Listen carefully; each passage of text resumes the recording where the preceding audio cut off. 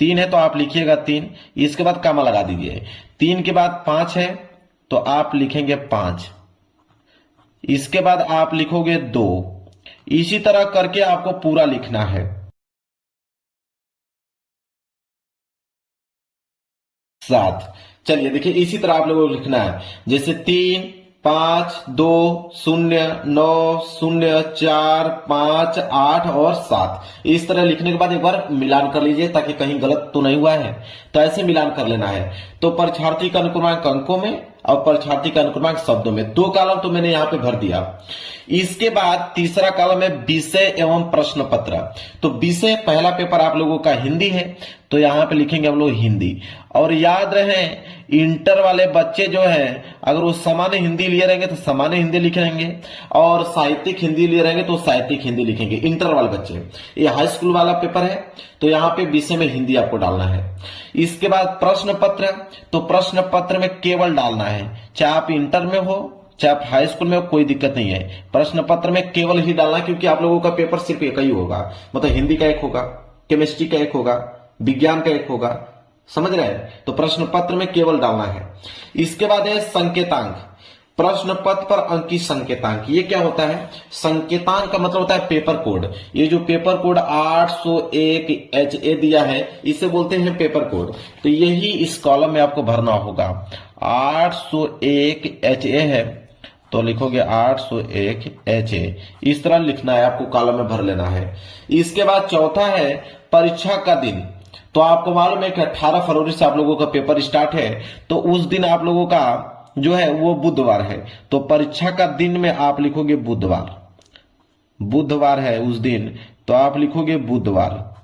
Clear है? चलिए, इसके बाद परीक्षा की तिथि एवं पाली, तो 18 फरवरी से स्टार्ट है, तो आप लिखोगे 18 तारीख, फरवरी का मतलब दूसरा महीना, और 2026। और पाली की अगर हम बात करें तो जो हाई स्कूल वाले बच्चे हैं वो डालेंगे प्रथम पाली। क्लियर है? और जो इंटर वाले बच्चे हैं वो डालेंगे द्वितीय पाली। लेकिन याद रहे, एक चीज और बता देता हूं कि यहाँ पे जितने बच्चे इंटर में हैं और वह सामान्य हिंदी लिए हैं, तो उनका पेपर भी सुबह ही है, ठीक है, तो वो प्रथम पाली ही डालेंगे। लेकिन जो साहित्यिक हिंदी लिए हैं उनका पेपर 18 तारीख को दोपहर को है, तो वहां पे द्वितीय पाली डालेंगे। इस बात को भी मैं बता दिया हूं इंटर में। चलिए, इसके बाद है केंद्र का नाम। तो केंद्र का नाम मतलब जहां पे आप लोगों का सेंटर गया है, जिस विद्यालय में बैठ के आप पेपर लिख रहे हो, अपना पेपर दे रहे हो, उसका नाम लिखना है, सेंटर कोड। ठीक है, तो सेंटर कोड अपना देख लीजिएगा कहां पे आप लोगों का सेंटर गया है। बाकी मैं यहाँ पे सम्राट एकेडमी अपने चैनल का नाम यहाँ पे लिख देता हूं, ठीक है। बाकी आप लोग देख लीजिएगा, एडमिट कार्ड पे लिखा हुआ मिलेगा कि आप लोगों का सेंटर कहां पे गया है, वही नाम आप लोगों को लिखना है। बस इतना ही कॉलम लिखना है। इसके बाद ये कक्ष निरीक्षक बनेंगे, इनको आपको छोड़ देना है। बस इतना ही आप लोगों को भरना है, हाई स्कूल में और इंटर में भी। इंटर में भी सेम यही कॉलम है, देखें इंटर में भी सेम टू सेम यही है, लेकिन हाई स्कूल में एक OMR शीट मिल जाती है, उसको भी भरना पड़ता है। तो चलिए, मैं इसीलिए OMR शीट भी लेकर आया हूं ताकि आपको भर के बता पाऊं। देखिए, OMR शीट में क्या होता है कि यहां पे प्रश्न पत्र पर मार्क सीरीज भरना होता है, मार्क सीरीज। अब मार्क सीरीज का होता है, तो पेपर कोड मैंने जो बताया कि 801 HA, ये तो पेपर कोड हो गया। और मार्क सीरीज का मतलब होता है, ये जो कोष्टक में HA दिया है, इसको बोलते हैं मार्क सीरीज। और ये मार्क सीरीज का H जो है पहला अक्षर है और A जो है दूसरा अक्षर है, तो वही यहाँ पे भरना है। लिखा है कि पहला अक्षर, तो पहला अक्षर में हम लोग भरेंगे H, और इधर लिखा है दूसरा अक्षर में भरेंगे A। अब H है तो H को ढूंढ लीजिए, H कहाँ पे है, तो H को ढूंढने के बाद यहाँ पे आप लोगों को रंग देना है। जैसे H है तो यहाँ पे H को रंग दोगे, क्लियर। A है तो A को यहाँ पे क्या कर दोगे, रंग दोगे, ठीक है। बस इतना काम करना है, यहाँ पे हो गया। इसके बाद परीक्षार्थी का हस्ताक्षर, जो भी आप सिग्नेचर करते हो यहाँ पे अपना सिग्नेचर कर लीजिएगा। यहाँ पे कक्ष निरीक्षक के हस्ताक्षर रहेंगे, इसको छोड़ दीजिएगा, आपके जो रूम में क्लास टीचर रहेंगे वो करेंगे।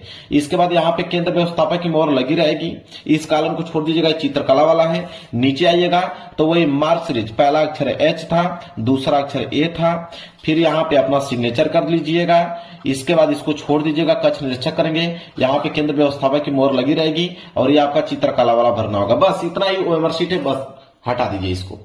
अब मेन चीज आता है कि बोर्ड एग्जाम में कॉपी लिखोगे कैसे। ये तो आपने फ्रंट पेज भर दिया, तो बोर्ड एग्जाम की कॉपी लिखने के लिए इस पेज को आपको पलटना पड़ेगा। जब पेज को आप पलटोगे तो ये पहला पृष्ठ आपको देखने को मिलेगा, लेकिन ध्यान रहे मेरे प्यारे बच्चों कि ये लाइन में खींच के लेकर आया हूं। आप लोग जब पेपर देने जाओगे तो लाइनिंग यहाँ पे खींचा नहीं रहेगा, आपको खींचना पड़ेगा।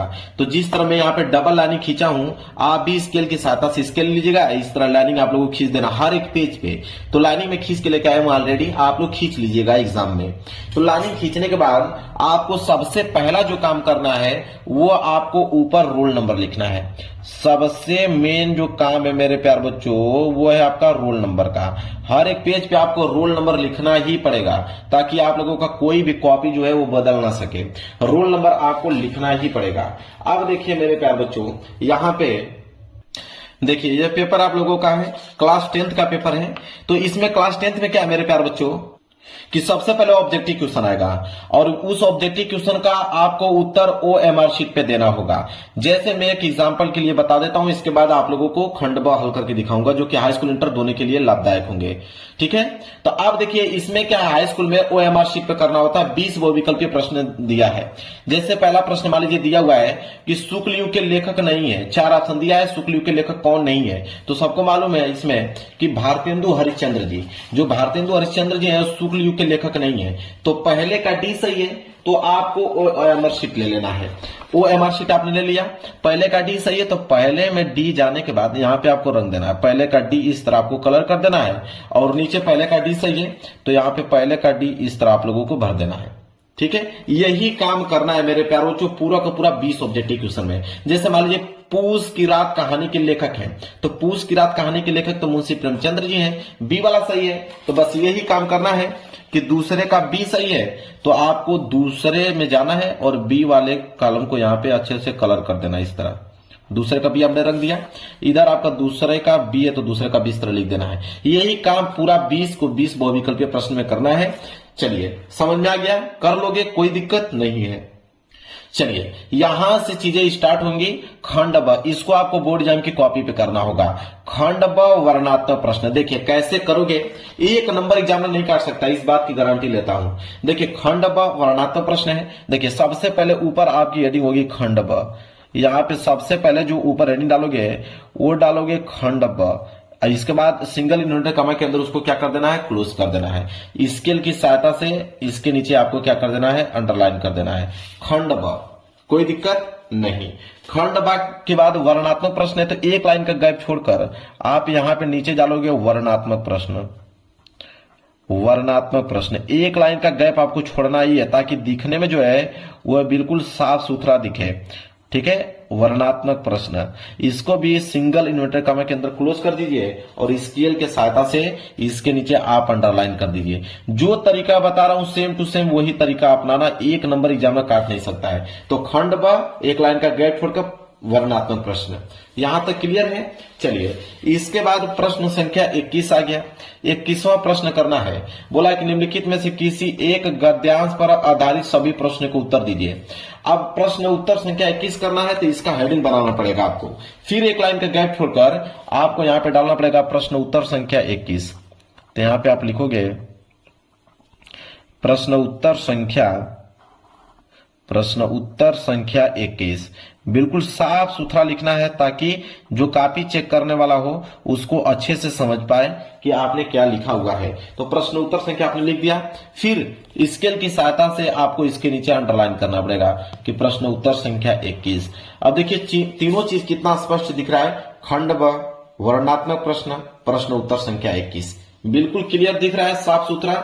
चलिए अब यहां पे 2 ऑप्शन दिया हुआ है। गद्यांश में एक आपका क वाला दिया है, कह रहा है कि या तो क वाला कीजिए, और क वाला नहीं करना चाहते हो तो अथवा करके आप ख वाला कीजिए। दोनों में से कोई एक कीजिए, या तो आप क वाला कीजिए या तो आप ख वाला कीजिए।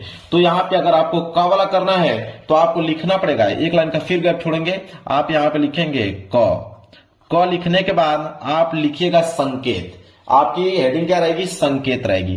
तो आप यहां पे डालोगे संकेत। अब बहुत सारे बच्चों के दिमाग में चलेगा संकेत कैसे लिखा जाता है। बिल्कुल मेरे प्यारों बच्चों, आपको बता रहा हूं संकेत कैसे लिखा जाता है। संकेत का मतलब ये होता है कि आप शुरू के कुछ वर्ड उठा लो, जैसे कुसंग का ज्वर, तो कुसंग का ज्वर यहां तक उठा लो, इसके बाद डॉट डॉट डॉट डॉट करते चलो, करते करते लास्ट की लाइन उठा लो, ले जाएगी। ठीक है, तो कुसंग का ज्वर, तो आप यहां पे लिखोगे कि कुसंग का ज्वर, ताकि एग्जामिनर को मालूम चल पाता है कि आपने कौन सा गद्यांश किया हुआ है। कुसंग का ज्वर, ये हो गया कुसंग का ज्वर। इसके बाद आपको डॉट डॉट डॉट करते चलना है। इसके बाद लास्ट लाइन क्या थी, ले जाएगी, तो आप लिखोगे ले जाएगी। इसके बाद यहाँ पे खड़ी पाई। देखिए कितना अच्छा लग रहा है संकेत, और संकेत के नीचे भी आप यहाँ पे अंडरलाइन कर सकते हो इसके यहां तक, ताकि आपको सुस्पष्ट दिखने में लगे। देखिए कितना अच्छा लग रहा है। ये हो गया संकेत। संकेत लिखने के बाद तब आप प्रश्न करोगे कि अभी इस गद्यांश के नीचे 3 प्रश्न है, पहला, दूसरा, तीसरा। पहला करने वाले हो कि उपयुक्त गद्यांश का संदर्भ लिखिए। अब पहला करने वाले हो तो एक लाइन का गैप छोड़ोगे, आप यहां डालोगे पहला। ठीक है, पहला डालने के बाद संदर्भ था, तो आपकी हेडिंग रहेगी संदर्भ। यहां पे हेडिंग आप बनाओगे संदर्भ, ये आपकी हेडिंग बन गया। और इसके नीचे भी आपको स्केल की सहायता से अंडरलाइनिंग करना पड़ेगा। जितना अंडरलाइनिंग करते चलोगे अच्छे से हर हेडिंग को, उतना अच्छा लगेगा। संदर्भ आपने यहां पे हेडिंग डाल दिया। अब संदर्भ लिखने का तरीका क्या है वो समझिए। देखिए संदर्भ में 2 ही चीज मेंशन किया जाता है कि लेखक का नाम और पाठ का नाम। तो लेखक और पाठ का नाम अगर आपको मालूम है तो संदर्भ बिल्कुल आसान तरीके से लिख पाओगे। हालांकि जब मैं इस गद्यांश को पढ़ूंगा कि कुसंग का ज्वर सबसे भयानक होता है, यह केवल नीति और सद्विति का विनाश नहीं करता बल्कि बुद्धि का भी क्षय करता है। जब मैं पढ़ूंगा तो मुझको मालूम चल जाएगा ये तो मित्रता चैप्टर से लिया गया है और इसके लेखक आचार्य रामचंद्र शुक्ल जी हैं, तो मुझे मालूम चल गया। अब उसको लिखना कैसे है तो वो समझिए। तो लिखने का तरीका यह है, सबसे पहले आप लिखोगे प्रस्तुत गद्यांश, क्योंकि गद्यांश है तो आप सबसे पहले लिखोगे प्रस्तुत गद्यांश। तो लिखोगे प्रस्तुत गद्यांश।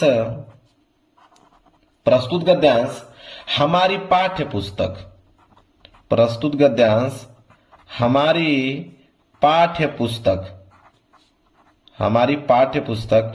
बिल्कुल मेरे प्यारों जो घबराना नहीं है, आपको शांति दिमाग से अच्छे से लिखना है। 3 घंटे 15 मिनट के अंदर सारा का सारा क्वेश्चन पेपर करना है। तो प्रस्तुत गद्यांश हमारी पाठ्य पुस्तक।